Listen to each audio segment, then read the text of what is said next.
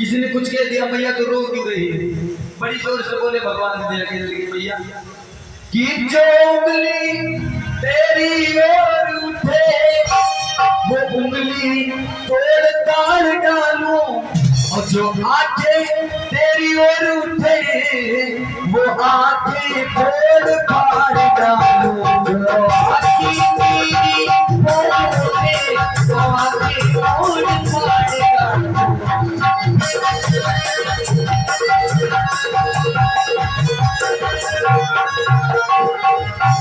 और जैसे यशोदा मैया बिलक बिलक कर रोने लगी भगवान का दैया गले से मैया मत रो।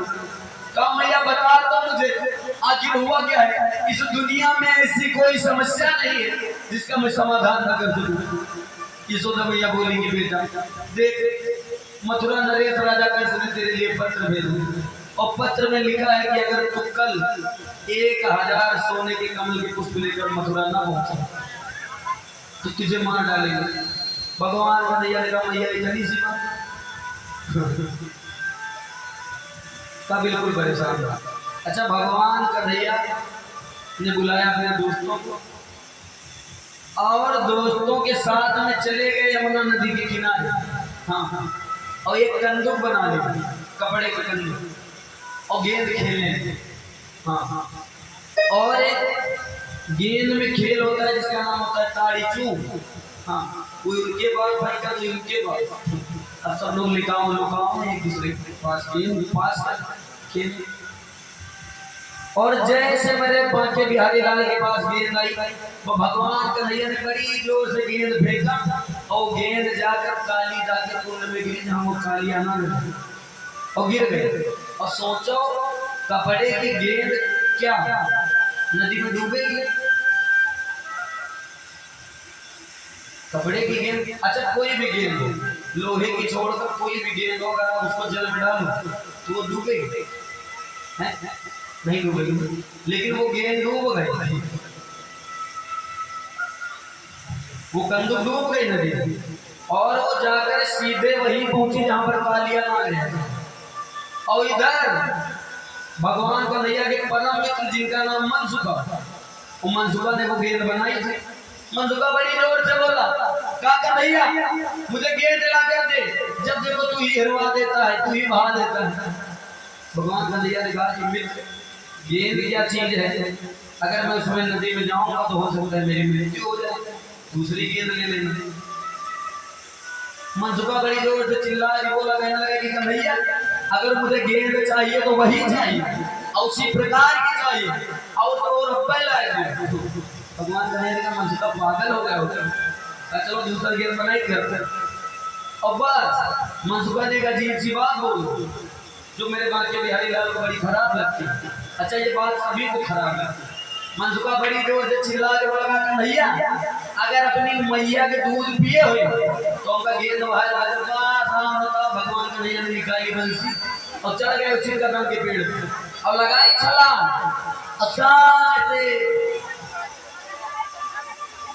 भगवान कन्हैया चलते गए और पहुंच गए उसी कालिया धाम। अच्छा समय अच्छा था। हाँ समय अच्छा था कि कालिया नाग सो रहा था और कालिया नाग की दोनों नागिनियां मामा एक बोरी ले आओ एक बोरी और बोरी में जो लोग चावल ला रहे हैं इसको लाल उस बोरी में भरते हैं। ठीक कालिया नाग सो रहा था दोनों नागिनियां जाग रही थी। दोनों नागिनियों ने जैसे भगवान कन्हैया को देखा गजब दाता कितना सुंदर बालक। हाँ सांवली सी सूरत मोर का मुकुट हाँ प्यारी सी बंसी।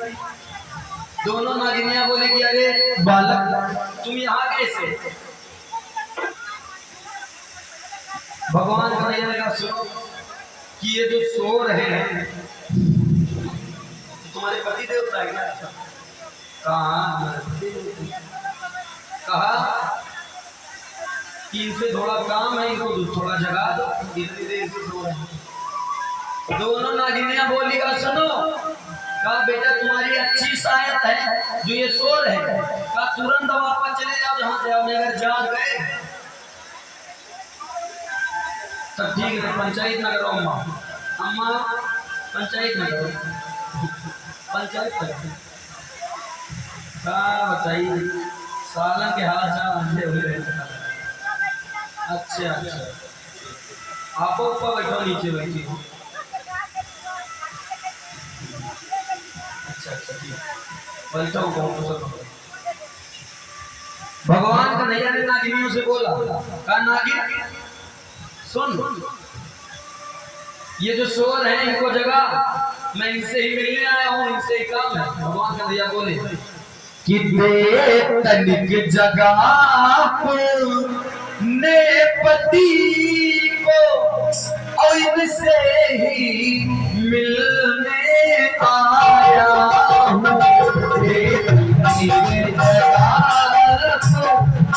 पति को इनसे ही मिलने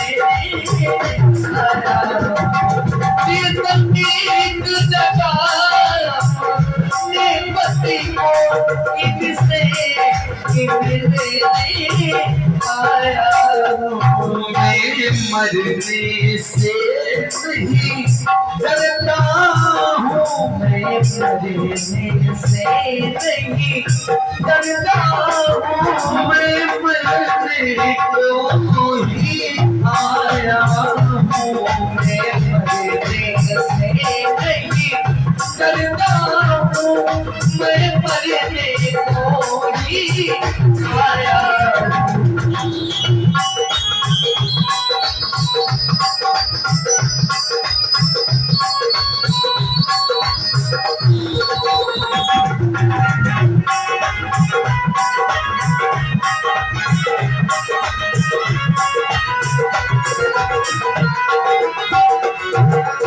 सुनो, जगाओ तो जगाओ, नहीं हम जगाई।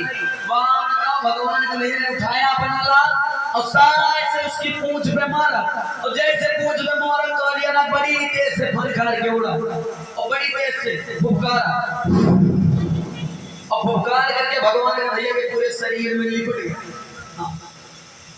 भगवान के भैया ने पकड़ी उसकी पूंछ और मुंहने लगे पूंछ और मुक्का मारा, जैसे समय मारा फिर बड़ी तेज से फुफकार, और जैसे निपट गया भगवान का भैया, बस मेरे बांचो बिहारी लाल अपना शरीर बढ़ाने लगे, और जैसे जैसे शरीर बढ़ाते जा रहे हैं वैसे वैसे अधिकारी का शरीर बढ़ता जा रहा है, मानो उसका दम निकलता जा रहा है।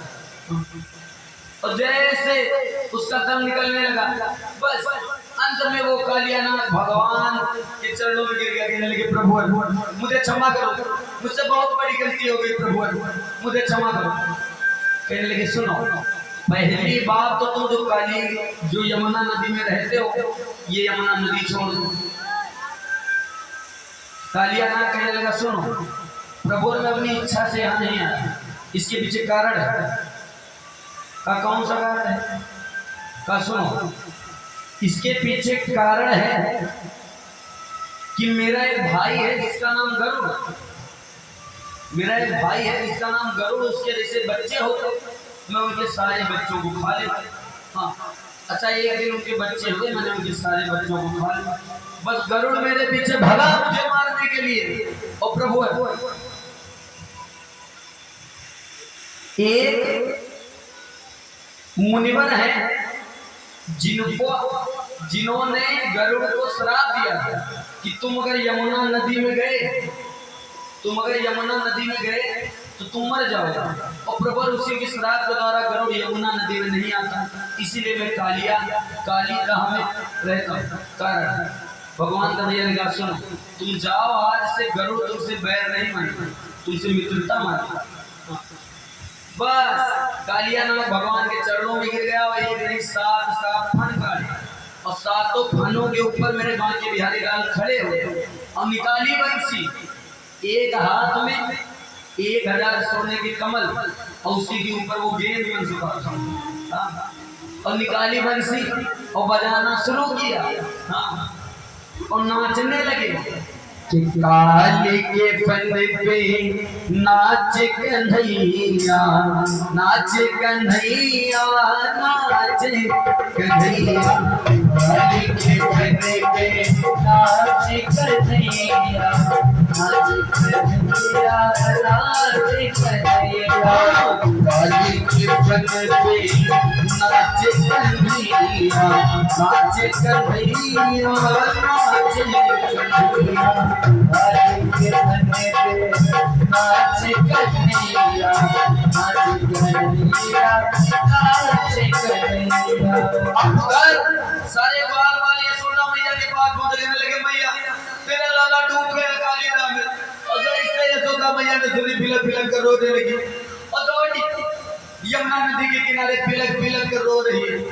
और जैसे भगवान का नैया का मुकुट दिखाई पड़ा, बस सारे बाल बाल चिल्लाए, कन्हैया आ गया, कन्हैया आ गया, कन्हैया आ गया। यशोदा मैया बेचारी बेहोश थी, उनके मुंह पर जल छिड़का गया, जगी यशोदा मैया। और जैसे यशोदा मैया ने मेरे भांति बिहारी लाल को देखा, वो भी बड़ी प्रसन्न हुई। और भगवान कन्हैया 1000 सोने के कमल के पुष्प लेकर आए और कहा मैया ले आओ, भिजवा दो मथुरा। हाँ, और राजा कंस ने जब देखा कि 1000 सोने के कमल के पुष्प, राजा कंस सोचने लगा कि अब हमारी मौत पक्की, अब हम हमारे नाम। राजा कंस के मन में एक ख्याल आ गया कि अब मैं मर जाऊंगा, मुझे कोई नहीं बचा सकता। अच्छा, पहले के दैत्य अजीब अजीब हरकतें करते हैं। राजा रावण को ये बात भी पता थी कि भगवान राम के द्वारा मेरा उद्धार हो जाएगा, मैं मर जाऊंगा, फिर भी वो अजीब अजीब हरकतें करते। हाँ, कभी सीता के पास जाता, अजीब अजीब बातें सीता से कहता। हाँ, हरकतें करना बंद नहीं था। और राजा कंस भी सुधरा नहीं, दूसरी हरकत करने जाता। अच्छा, नारद जी ने सोचा कि लाओ राजा कंस का जाए थोड़ी और बात। राजा कंस दरबार में बैठा है और बड़ी चिंता में, खूब चिंता में, और सोच रहा है कि अब मैं मर जाऊंगा, मैं जीवित नहीं रह सकता। इतने में नारद जी आ गए, और नारद जी जैसे आए, बस राजा कंस ने नारद जी के चरण धुले। अच्छा, नारद जी ऐसे देवता थे जिनका समझो मंझिया। हाँ, देवताओं तरफ भी रहा है और राक्षसों तरफ, दैत्यों तरफ। राजा कंस के पास पहुंचे, कंस ने कहा सुनो राजा, तुमने बहुत से दैत्य भेजे, अकासुर, बकासुर, तृणावर, हाँ तमाम दैत्य भेजे, लेकिन वो नंद का लाल ना मरा। तुम एक काम करो, तुम मथुरा में शिव पूजन करवाओ, और शिव पूजन शिव पूजन में भगवान कन्हैया बाबा नंद को तुम मथुरा से बुलवा लो। हाँ, बात तो अच्छी कह रहे हो। और कहा बुलवा करके धोखे से उनको मरवा दे। राजा कंस ने सोचा, वाह बड़ी सुंदर बात आपने बताया। और कंस ने तुरंत, अच्छा कंस के एक परम मित्र जिनका नाम अक्रूर, ये कंस के परम मित्र थे और बाबा नंद के भाई थे, यशोदा मैया के देवर, और भगवान कन्हैया के चाचा थे। पूरी बात तो अक्रूर जी आए और राजा कंस ने अक्रूर जगा दिया, अक्रूर चले जाओ गोकुल, और गोकुल में बताओ कि अब की कृष्ण चतुर्दशी को मेरे यहाँ पर शिव पूजन है, और शिव पूजन में धनुष तोड़ना है, और बड़े बड़े बहादुरों की जरूरत है। जाओ दोनों नंद के छोरे को लेकर आओ। अच्छा, अक्रूर जी समझ गए कि राजा कंस ये छल कपट के लिए बुलवा रहा है, और ये किसी न किसी तरीके से उनको मार देगा। अक्रूर जी ने राजा कंस को समझाया, कहा राजा कंस ये बड़ा गलत कर रहे हो, मेरी मौत तुम्हारे सर पर घूम रही है। हाँ। राजा कंस ने निकाली तलवार और अक्रूर जी के गले पर रखी, कहा एक बात बताओ, जानना है कि मरना है? अक्रूर जी ने सोचा कि पापी के हाथ से मरे अच्छा है, हम भगवान के हाथ से मर गए। हाथ जोड़ा करने लगा, प्रभु जा रहे महाराज। अक्रूर जी बैठे रथ पे, हाँ, और रथ पे बैठे और हाथ दिया रथ, और पहुंच रहे हैं गोकुल। और अक्रूर जी मन में सोच रहे हैं कि जब मैं पहुंचूंगा तो मेरे बांके बिहारी लाल की सांवली सी सूरत होगी, हाँ, और घुंघराले बाल होंगे, मोर का मुकुट लगा होगा, और वो गायों के नीचे बैठे गायों का दूध पी रहे हैं। ऐसा सुंदर सा दृश्य, और मन में गा रहे हैं कि जीवन है तेरे हवाले, मुरलिया वाले अक्रूर जी भजन गा रहे हैं और भजन गाते गाते रथ चल रहा है और मन में सोच रहे कि वो स्वामी त्रिशूल, वो घुंघराले बाल, वो बंसी, सोच रहे हैं पाँव में पैजन।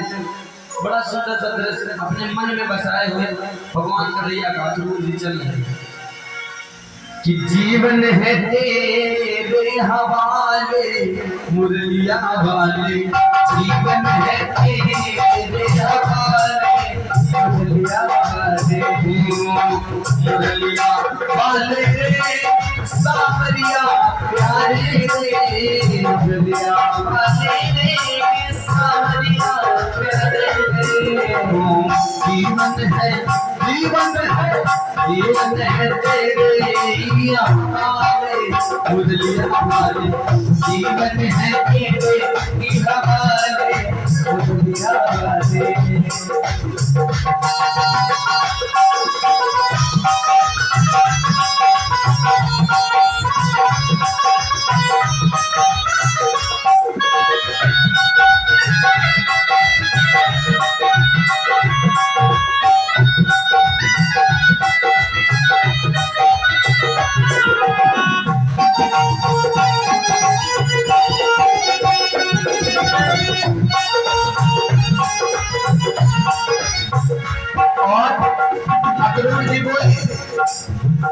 मैं तो कन्हैया तेरे होठों की बंसी, कन्हैया तेरे होठों की बंसी, होठ की बंसी कान्हा, होठ की बंसी, होठों की बंसी कान्हा, होठों की बंसी, जी चाहे जब तक बजा ले मुरलिया वाले, जी चाहे जब तक बजा ले मुरलिया वाले, जीवन है तेरे हवाले मुरलिया वाले, जीवन है तेरे हवाले मुरलिया वाले।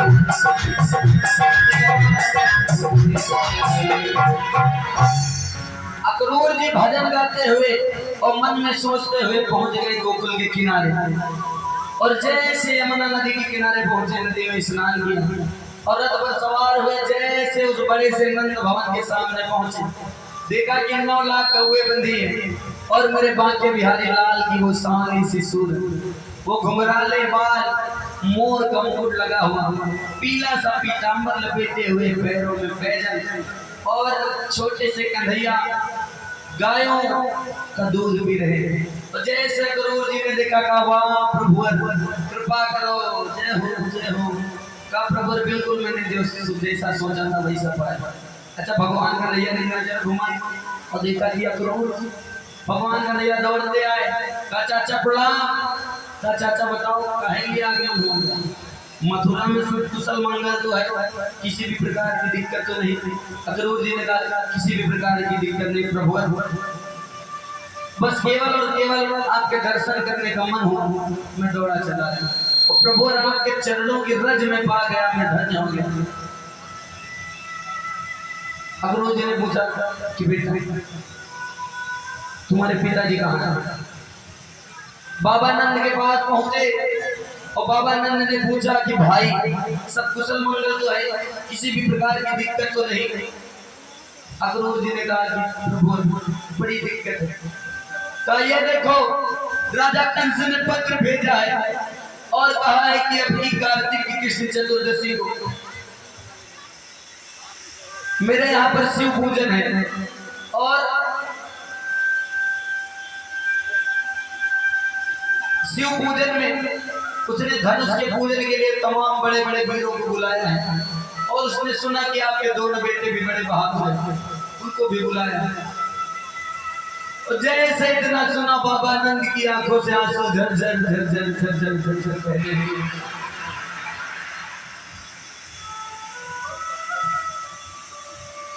यशोदा मैया को बुलाया और जैसे मैया से बताया कि मेरे दोनों बेटों को राजा कंस ने बुलाया है, यशोदा मैया ने लिया वो पत्र और उसको गुलमेज कर अपने मुख में रख लिया और कहने लगी स्वामी ये बात मेरे दोनों बेटों को मत बताना, वो बड़े जिद्दी है, वो चले जाएंगे। और मैं अपने दोनों बेटों को खोना नहीं चाहती। जीवन भर मेरे दोनों बेटे मेरे पास रहेंगे, कहीं नहीं जाएंगे। बाल बिखरा करके बिलक बिलक कर यशोदा मैया रोने लगी। और जैसे मेरे माँ के बिहारी लाल पहुंचे यशोदा मैया के पास, यशोदा मैया से पूछने लगी कि मैया क्या दिक्कत है, क्यों रो रही है? यशोदा मैया ने कहा कुछ नहीं बेटी। कहा मैया बताओ क्यों रो रही है? यशोदा मैया बिलक बिलक कर रो रही है। इतने में तमाम ग्वाल वाल आए और कहने लगे अरे कान्हा तुझे पता नहीं, तेरे लिए मथुरा से बुलावा आया है, राजा कंस ने तुझे बुलाया है, बड़े बड़े वीरों को भी बुलाया है। भगवान कन्हैया मैया यशोदा का हाथ पकड़ते हैं और कहने लगे मैया तू परेशान ना हो, मैं सही बताऊं तो मेरा अवतार ही पापियों का अंत करने के लिए हुआ है। और मैया बस तेरा मेरा मिलन आज तक ही, अब मेरा जाने का समय आ गया है, मैं मथुरा जाने वाला हूं। यशोदा मैया रोई करने लगी कान्हा तू मुझे छोड़कर नहीं जा सकता, तुझे पता है मेरे कितने प्यार से तुझे माखन रोटी खिलाई है, याद कर वो आंचल जिसमें तू बैठ कर मेरे स्तनों का पान करता था, कन्हैया तू ऐसे मुझे छोड़कर चला जाएगा। बिलक बिलक कर रो रही है। यशोदा मैया के ना चाहते हुए भी भगवान कन्हैया और बलदाऊ भैया मथुरा जाने को तैयार हुए, कपड़े पहन रहे हैं। सारे गोकुल में खबर फैल गई, सारा गोकुल साय साय करने लगा। गोकुल के सारे पक्षी बोलना बंद कर देते हैं, पेड़ों की हवाएं बंद हो जाती है, सारे बाल बाल रो रहे हैं। आज यशोदा मैया के ना चाहते हुए भी भगवान कन्हैया और बलदाऊ भैया रथ पर बैठे। बाबा नंद ने कहा कि कान्हा तू आज पहली बार मथुरा जा रहा, मैं भी तेरे साथ चलूंगा। सारे ग्वाल बाल भी कहने लगे कान्हा मैं भी तेरे साथ चलूंगा। एक रथ पर अक्रूर जी और दूसरे रथ पर तमाम ग्वाल बाल और बलदाऊ भैया सारे बैठे। बोलो ना बोलो ना बोलो ना। और निकल पड़े और रथ चलने लगा। और चलते चलते चलते चलते जैसे रथ पहुंचा बरसाने के किनारे, बस बरसाने की सारी गोपियां आई, 16,108 गोपियां। और भगवान कन्हैया का रथ रोक लिया और कहने लगी अरे कान्हा मुझे पता था, मुझे बिल्कुल पता था कि पहले तू चोरी करता था, तूने माखन चुराया, ना जाने कितनों के साथ तूने छल किया, और मुझे एक पता था कि तू एक दिन मुझे छोड़कर चला जाएगा, और आज तू वही कर रहा।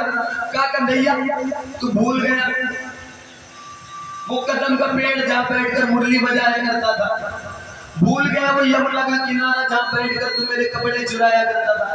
क्या कन्हैया मत मुझे छोड़कर बिलक बिलक कर रोने लगी। सारी गोपियां बोली कि कन्हैया मैंने तो समझा था वफा की मिसाल हो मोहन, मैंने तो समझा था वफा की मिसाल हो मोहन, तुमने तो बेवफाई की हद कर दी और किया था साथ जीने मरने का वादा, तुमने तो जुदाई की हद कर दी, तुमने तो जुदाई की हद कर दी। इतने में राधा जी आई, पकड़ लिया सारी गोपियों का हाथ और रोक लिया। कहने लगी कन्हैया सब कुछ तो कर सकता है, तुम मुझे छोड़ कर नहीं जा सकते। तुझे पता है जिस दिन से तू चूड़ी बेच कर गया है मैंने तेरी एक तस्वीर बना ली है, और सुबह सोते जागते मैं तुझे ही देखा करती हूँ, और तो तेरी याद में मैं रोया करती हूँ। नहीं मत मुझे छोड़ कर, याद कर वो कदम का पेड़ जहाँ पर तू बंसी बनाया करता था, और सुनते ही मैं दौड़ते तुझसे मिलने चला आया करते। ये तेरी मुरली जब जब बजती थी ना जाने मेरे हृदय में कैसी पीड़ा उठती थी, और कन्हैया तू मुझे छोड़ कर जा रहा है।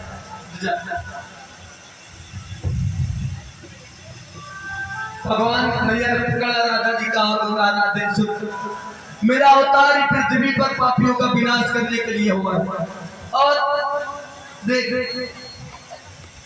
तुम मत रो, नहीं मैं जा नहीं पाऊंगा। और सुन राधा जी ने कहा कि कन्हैया तुझे पता है कि प्यार होता क्या है। का देख, अगर तू जानना चाहता है तो अगले जन्म में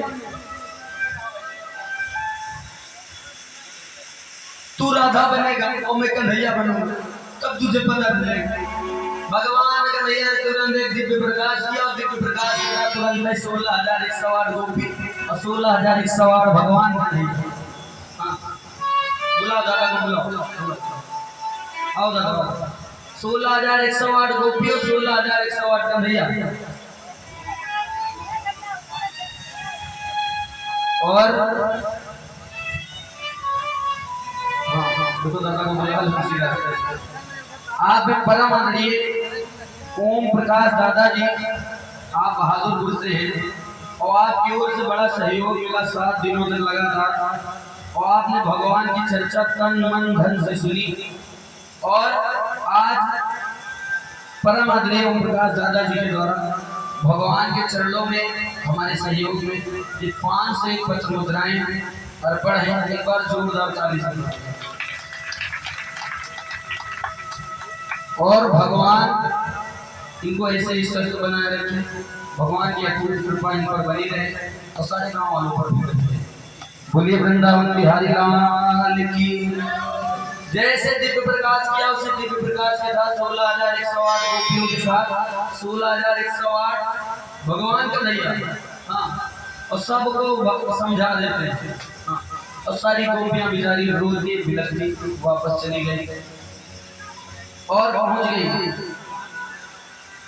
अपने घर में, और मन में सोच रही है कि कन्हैया आज राधा जी मानो पागल सी हो गई हो और वन वन में भटक रही है और ढूंढ रही है भगवान कन्हैया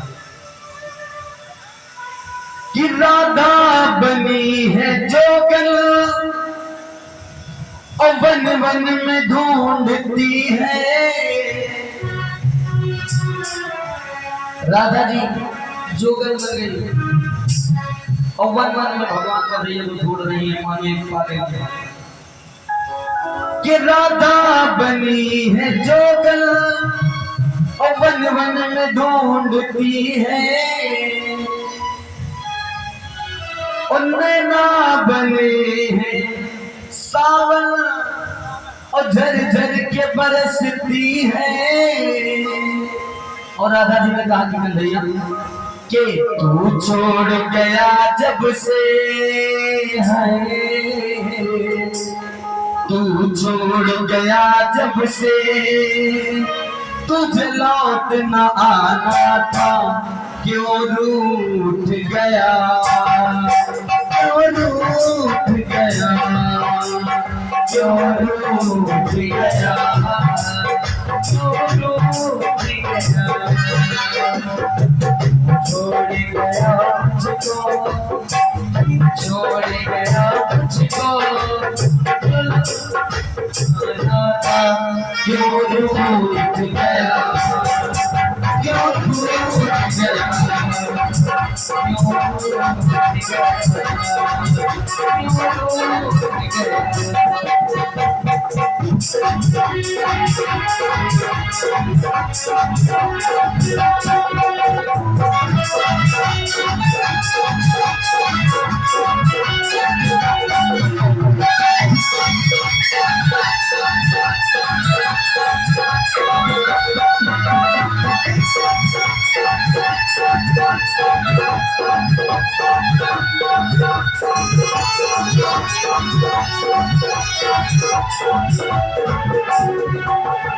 इस तरीके से राधा जी बेचारी बड़ा परेशान, और मेरे बांके बिहारी लाल अक्रूर जी के रथ पर बैठकर चल रहे हैं और चलते चलते चलते चलते पहुंचे यमुना नदी के किनारे। अच्छा, अक्रूर जी के मन में शंका आ गई कि क्या ये मेरे भाई नहीं है, ये भगवान नहीं है। अक्रूर जी के मन में शंका ही, और अक्रूर जी ने रथ खड़ा कर यमुना नदी में स्नान करने लगे। और जैसे अक्रूर जी ने डुबकी मारी, जैसे मारी तुरंत अंदर दिखाई दिए कि रथ पर भगवान कन्हैया बलदाऊ बैठे और रथ खड़ा पानी के अंदर। अक्रूर जी चौंके और फिर बाहर निकले और बाहर भी देखा वही दृश्य कि भगवान का नैया खड़े और रथ खड़ा है और सोचा कि हो सकता है गलती हो गई और इस बार फिर जैसे डुबकी मारी और फिर पानी के अंदर देखा भगवान का नैया रथ पर बैठे और बाहर निकला और फिर वही दृश्य देखे। इस तरीके से भगवान कन्हैया ने अक्रूर जी का संदेह समाप्त और अक्रूर जी चल पड़े रथ लेकर और मथुरा जी के किनारे एक जंगल में एक वन में आसन लगा दिया और बाबा नंद और अक्रूर जी और मेरे बांके बिहारी लाल बलदाऊ भैया हाँ और सारे ग्वाल बाल रात्रि में आराम कर रहे हैं और आराम करते करते करते करते रात्रि में भगवान कन्हैया नंद बाबा के चमर चढ़ रहे हैं। हाँ दादा आप दिखाई नहीं दे रहे हो मोबाइल की वजह से तो थोड़ा इधर कर दो दादा से नजर नहीं चलने दो थोड़ा सा तो दादा दिखाई नहीं दे रहे हम तो कहीं चले गए क्या देखो दिखाई दो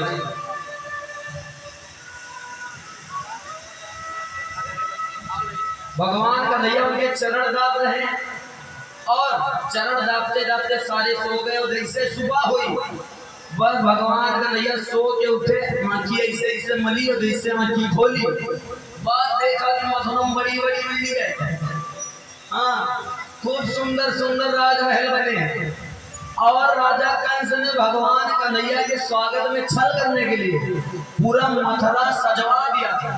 पूरे मथुरा की तमाम बिल्डिंगों पर फूल पड़े हैं हाँ चमचमाने वाली झालर पड़ी है और तो और पूरे रास्ते में गद्दा पड़े हैं हाँ बिल्कुल सुंदर सुंदर मैटी पड़ी है। भगवान का नैया था।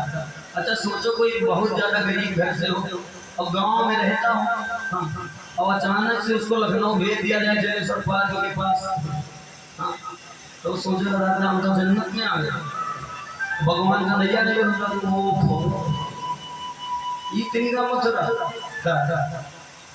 बस भगवान का नैया और बलदाऊ भैया उठेगा सुनो चलो मंजन में तुम करो और जो कुछ हुए थोड़ा बहुत खाओ पियो चलो चलिए घूमे चलो बलदाऊ भैया भगवान का नैया ने आपस में मिल लिया अपना चल देना घूम मंजन खुला हुआ कुछ नाश्ता पानी हुआ अब हम वहाँ थे तो नहीं पता नहीं क्या खाया जो भी फल वल जंगल में और क्या फल वल मिले हमको फल वाल का नाश्ता हुआ और मेरे बांके बिहारी लाल और बलदाऊ भैया बोले कि बाबा कि जाहि देखी आवो मगर और सुख निदान दो भाई और करहु सुफल सबके नयन सुंदर बदन दिखा का प्रभु क्या मैं चला जाऊं ये मथुरा नगरी बड़ी सुंदर दिखाई दे रही है।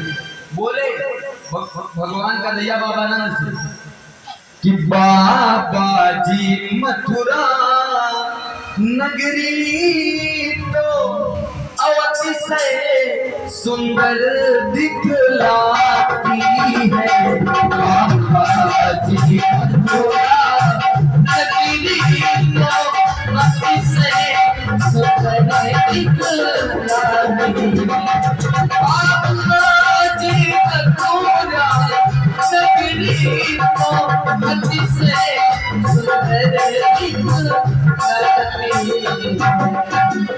बाबा जी मथुरा नगरी बड़ी सुंदर दिखाई दे रही है और मेरी हार्दिक इच्छा है कि मैं जाऊं थोड़ा थोड़ा टहल गया। देखो बाबा ने मैंने कहा सुन कहा जा तो रहे हो घूम लेकिन ये गोकुल नहीं ये मथुरा और तुम कंस के दरबार हो और बिल्कुल किसी भी प्रकार की गलती से मत करना तुरंत मार डालेंगे। भगवान का नैया ठहर के मार कैसे का देखो बाबा का बाबा काम पहले कोई बोलब ना सुनो हम पहले कोई बोलब ना और जो हमसे बोल दे उल्टा तो काम छोड़ब कहीं हुए भी चाहे हाँ कहे ना गोकुल के अहीरा कहीं पहले तुम कोई इसमें बोल बेटिया शांत इन बच्चों को शांत करो एक तुम जहाँ से धुआं लड़का आगे बैठा है, सही बैठ जाओ मेरे लाल, मेरे भाई, मेरे आका, मेरे काका। कहा सुनो बाबा, बाबा मैं जा रहा हूँ, मैं पहले किसी से बोलूंगा नहीं, और अगर किसी ने मुझसे बोल दिया तो मैं इसको छोड़ूंगा नहीं। बाबा ने मैंने कहा बाबा खाइए सजाओ चढ़ू। अब दोनों बालक, एक सांवला और एक गोरा, दोनों ने पकड़ा हाथ, हाँ, और चल दिए टहलने के लिए। और मथुरा नगरी में जैसे पहला कदम रखा, हाँ, बिल्कुल मानो मथुरा नगरी एकदम खुशहाली से भर गई। जिन पत्तों पर, जिन पेड़ों पर पपीहा ना बोलते थे, उन पेड़ों पर पपीहा बोलने लगे। मथुरा नगरी में सुंदर मंद हवाएं चलने लगी, बिल्कुल। और जो प्रजा बिल्कुल राजा कंस से खुश न थी, वो सारी प्रजा खिलखिला के हंस उठी, और सारी प्रजा बोलने लगी मेरे दादा कितने सुंदर बाल, दोनों बाल, बिल्कुल। और मेरे बांके बिहारी लाल टहलते टहलते टहलते टहलते पहुंचे कहाँ? यमुना नदी के घाट, मथुरा नगरी। और जब घाट पर पहुंचे तो वहां पर भगवान कन्हैया ने देखा कि बड़े सुंदर सुंदर से राजसी वस्त्र, हाँ, सोने के मुकुट, सब एकदम मतलब धुला जा रहा है, छांटा जा रहा है, और एक धोबी उन कपड़ों को सफा कर रहा है। और तो और धोबी ने तमाम मदिरा पे रखी, खूब नशे में धुत, और राजा कंस के मानो बहुत बड़ा आज्ञाकारी वो धोबी। अच्छा, इस धोबी को श्राप मिला, तमाम बातें हैं, देखो कहते हैं कि हरि कथा और हरि कथा अनंता, और कहाँ सुने बहुत सब सुनता। एक एक बात में इतनी बातें हैं कि अगर मैं लगातार एक साल श्रीमद् भागवत की पावन चर्चा, ये जो ग्रंथ है, इसको खोल कर पहले मैं संस्कृत में श्लोक पढ़ूं, फिर उसका अर्थ बताऊं, फिर उसका भावार्थ बताऊं, फिर उसके बाद ये कथा कहाँ से जुड़ी है वो सुनाऊं, तो एक साल लग जाएगा, लेकिन कथा पूरी नहीं होगी। हाँ, एक साल तक कथा चलेगी और ये कथा पूरी नहीं होगी। तमाम बातें हैं जो जुड़ी है, लेकिन जो स्पष्ट रूप से श्रीमद् भागवत कथा में बताया गया है वो। इस धोबी को श्राप मिला था त्रेता, और सारी बातें जब अगली बार बुलाना तब से, हाँ नहीं पहली बार वो सब सुना जाता तो अगली बार दूसरे पढ़ने को।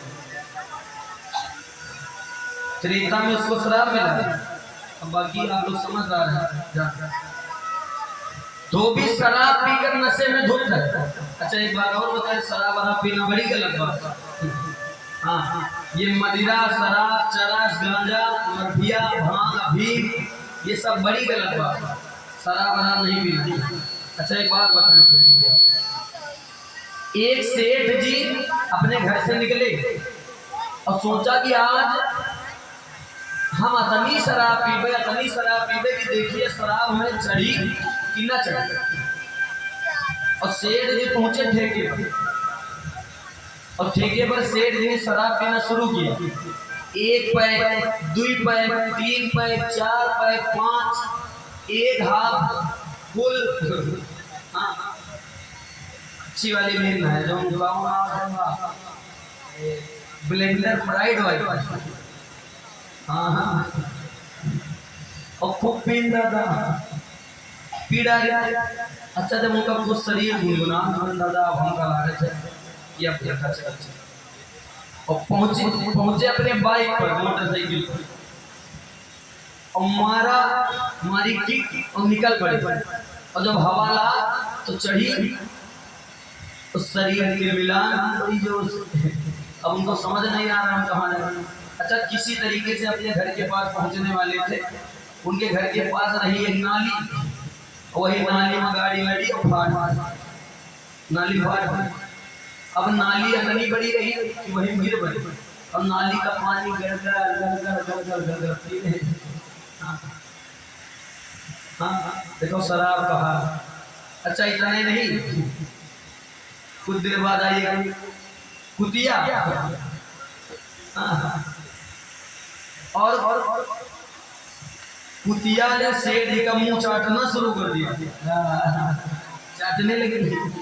अच्छा, चाटने से जब सेठ जी अपना हाथ उठाए और हाथ ले जाकर फेरे इसे तो कुतिया की पूंछ पर पहुंच गया। हाँ, और जब कुतिया की पूंछ पर पहुंचा तो सेठ जी बोले, टिंकू मम्मी रो तुम दुई चोटी बंद करावा दिया कई बार दे। और जैसे पूंछ पकड़ कर दवाई बड़ी तेज से कुतिया चिल्ला रही हो।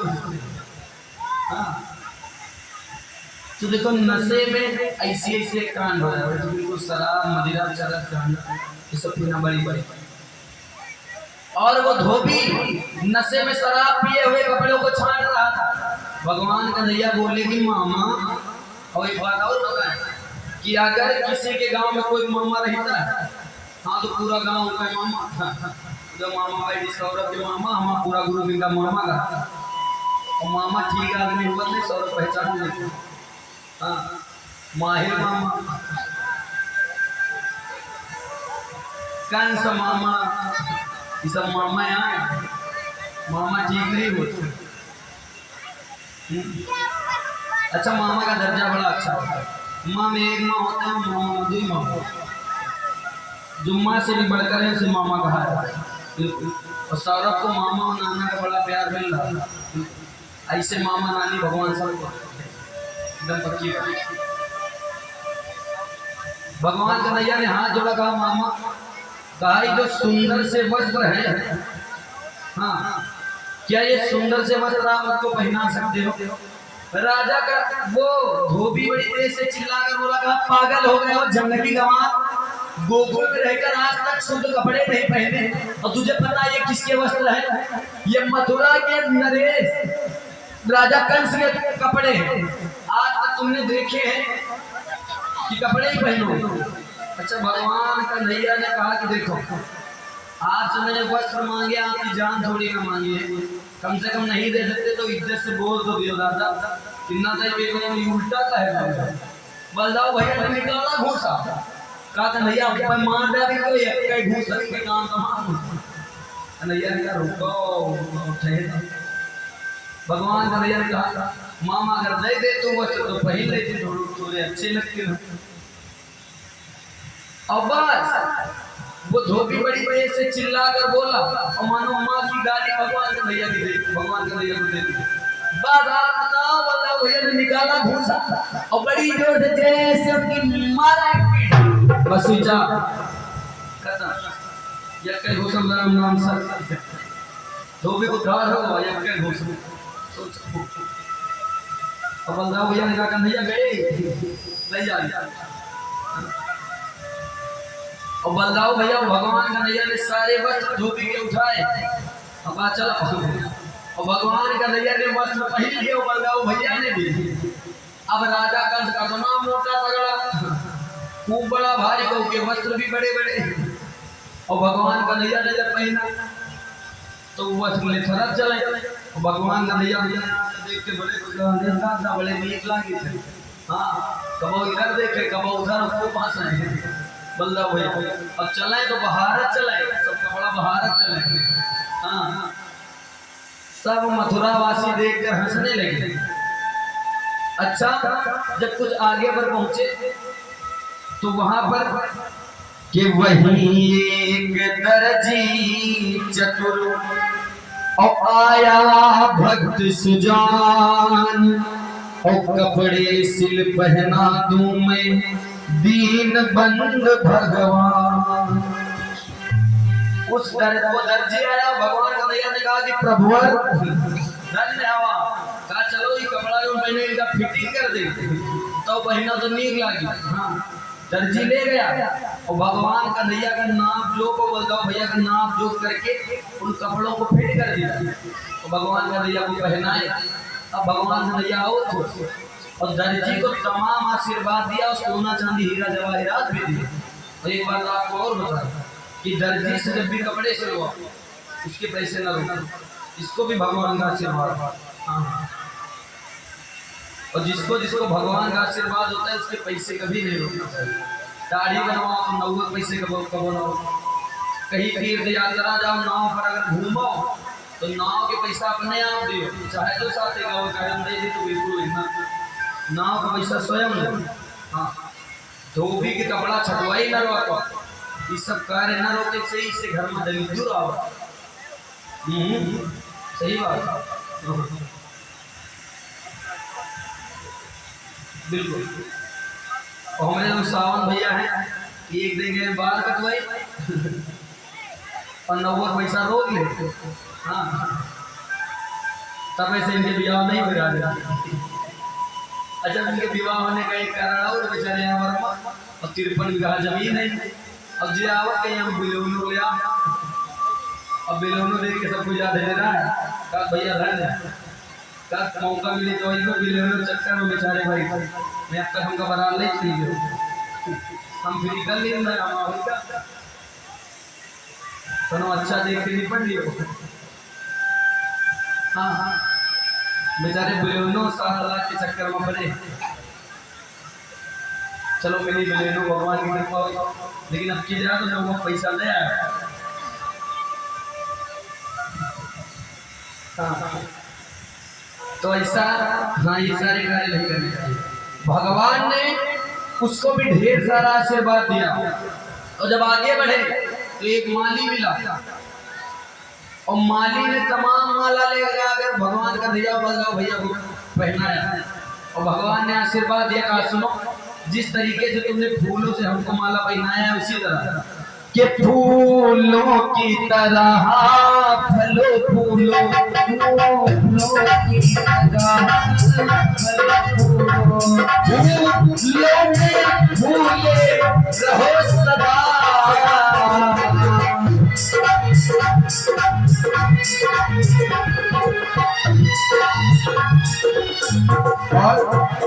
प्रभु बोले जन्म सुखी रहे कर, प्रभु बोले जन्म सुखी रहे कर, मुझ में ही भूले रहो सदा।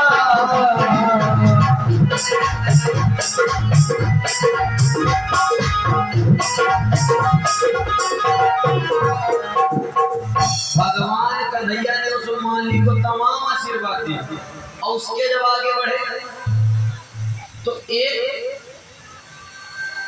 कुब्जा मिला। कुब्जा को जानते हो? माताएं मैंने एक बड़ा सुंदर सा गीत गाती हैं, याद नहीं है। कुब्जा नाम की स्त्री मिली और कुब्जा नाम की स्त्री वो 3 जगह से टेढ़ी थी। हाँ, यहाँ से यहाँ 3 जगह से टेढ़ी और जब वो चलती तो अजीब तरीके से चलती। और भगवान कन्हैया ने जैसे कुब्जा को देखा तो भगवान कन्हैया बोले अरे सुंदरी, अरे विश्व मोहनी, तुम कहाँ जा रहे हो? और जैसे कुब्जा ने देखा वो अपना मुंह, वाह भगवान, पहली बात तो राक्षसी जैसी मेरी शकल काली काली और दूसरी बात 3 जगह से मैं टेढ़ी और आपको मैं सुंदरी दिखाई देती। भगवान कन्हैया ने कहा सुनो, तुम सुंदरी नहीं, विश्व सुंदरी। बस भगवान कन्हैया ने आंखें मूंदी और तुरंत एक साए से दिव्य प्रकाश हुआ, बस तुरंत वो कुब्जा बन गई कैटरीना कैफ। कैटरीना कैफ नहीं होती, मानो भगवान की कृपा हुई और बड़ी सुंदर से कुब्जा बन गई, बड़ी सुंदर से। भगवान ने कुब्जा को भी सुंदर सा आशीर्वाद दिया और भगवान कन्हैया जब और आगे बढ़े, मथुरा नगरी में टहलने लगे, गद्दाओं पर चढ़े तो इधर घर और इधर घर बीच में रास्ता राजा कंस के यहाँ जाने के लिए चल रहे हैं मेरे बांके बिहारी राजा। और गांव की जितनी भी सखी थी, मतलब जो भाभी की नंद थी, उन नंदों ने देखा अरे दादा इतने सुंदर बालक दौड़ी अपनी भाभीयों के पास गए और कहने लगे भाभी भाभी बड़े सुंदर जो बालक आए हैं गोकुल से। हाँ, एक का नाम कृष्ण है, एक का नाम बलदाऊ। तमाम गोपियां मथुरा की अपना श्रृंगार करने लगी। हाँ, और कहने लगी मैं भी देखूंगी भगवान को, मैं भी देखूंगी। अच्छा, जल्दी जल्दी श्रृंगार कर रही है, जल्दी जल्दी श्रृंगार होगा उल्टा हाँ लिटिक पिटिक लगा चाहिए होटल में तो लगा लेना आखिर में, पायल पहने के पैर में तो पहले कानन में, और काजल लगा चाहिए आखिर में तो लगा ली नोटे में। हाँ एक सुंदर सा भाव है, लिखते कि गोपी सुने कि आए हैं कन्हैया, गोपी सुने कि आए हैं कन्हैया, गोपी सुने कि आए हैं कन्हैया, गोपी सुने कि आए हैं कन्हैया, गोपी सुने कि आए हैं कन्हैया। जरा पहर पहर ये सुहानी सी गगन हमें देखन दे, गोपी सुने कि आए हैं कन्हैया।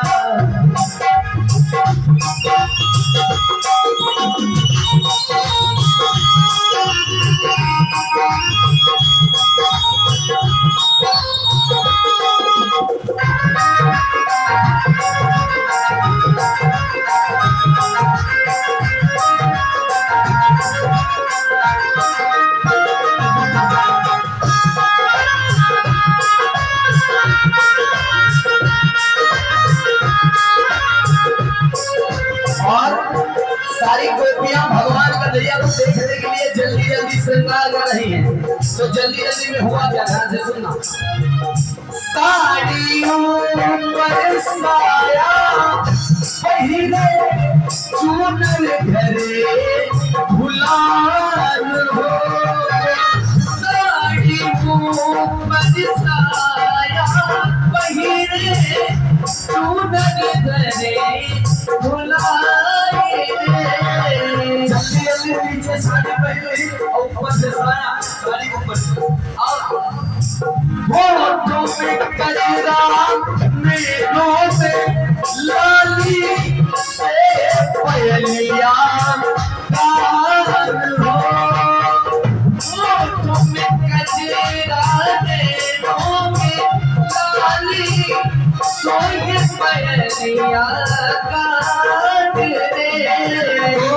सज धज कर जब चली है गोपी, सज धज कर जब चली है गोपी, देखन को घनश्याम को गोपी सुने कि आए हैं कन्हैया, गोपी सुने कि आए हैं कन्हैया। जरा पहर पहर ये सुहानी सी जगह, जरा पहर पहर ये सुहानी सी जगह हमें देखन दे, गोपी सुने कि आए हैं कन्हैया, गोपी सुने कि आए हैं। और सारी भाभियां जब सज धज कर देखने के लिए चली,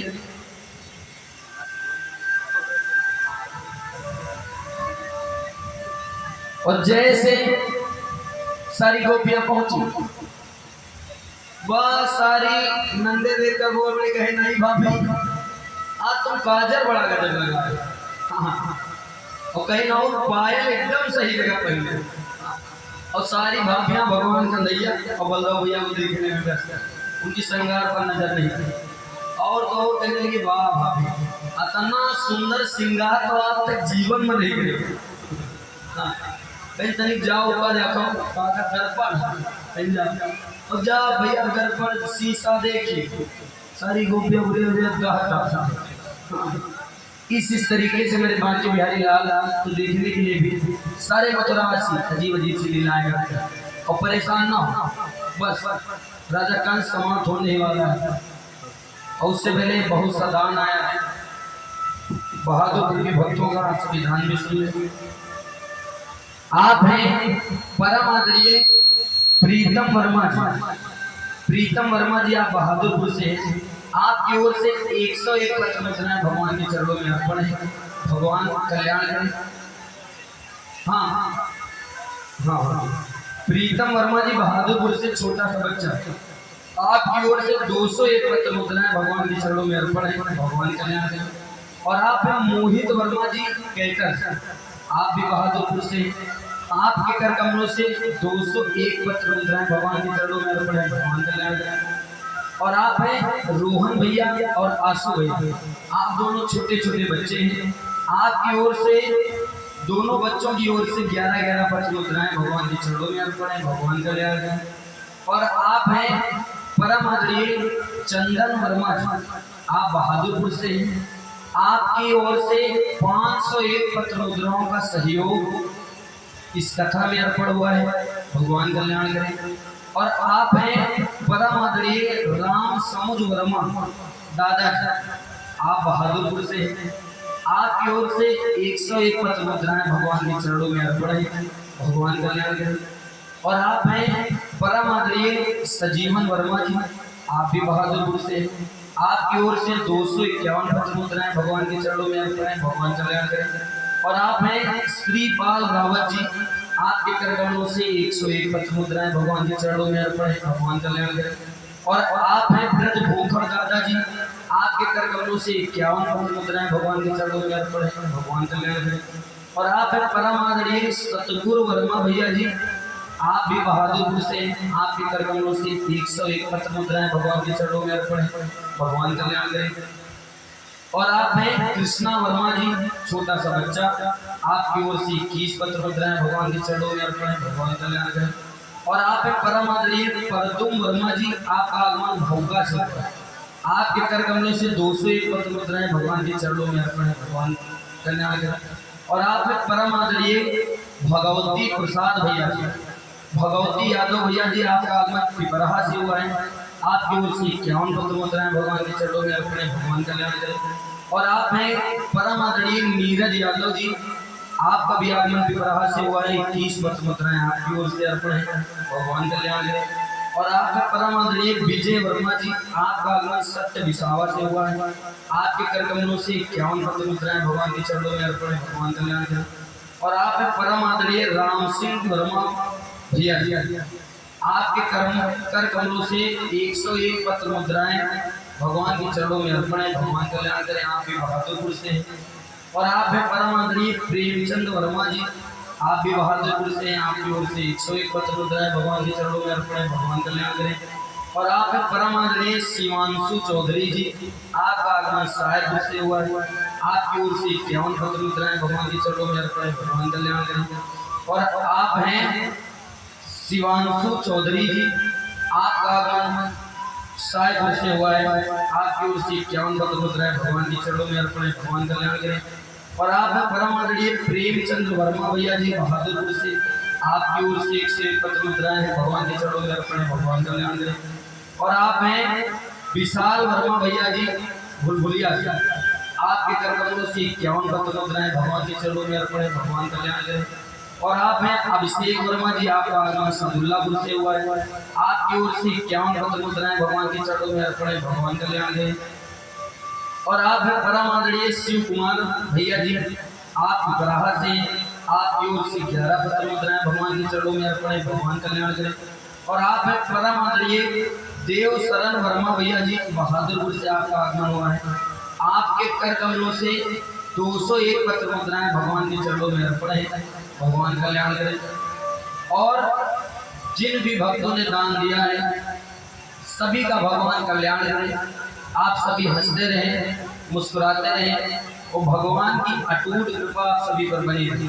और आप हैं तन्नू वर्मा जी, आपकी ओर से 11 पत्र मुद्राएं भगवान के चरणों में अर्पण है, भगवान कल्याण करें। एक बार इन सभी दानदाताओं के लिए आप सभी जोरदार तालियां करें। बोलिए वृंदावन बिहारी लाल की, बोलिए सामने सरकार की, बोलिए सच्चे दरबार की। अच्छा, एक भजन सुन लो श्रावण भैया से, फिर आगे की कथा सुनाऊंगा। एक छोटा सा भजन, छोटा सा गाना, कथा बोल लेंगे। बोले भाग्येंगे हरिलाल की, जो भगवान कन्हैया गोकुल को छोड़कर मथुरा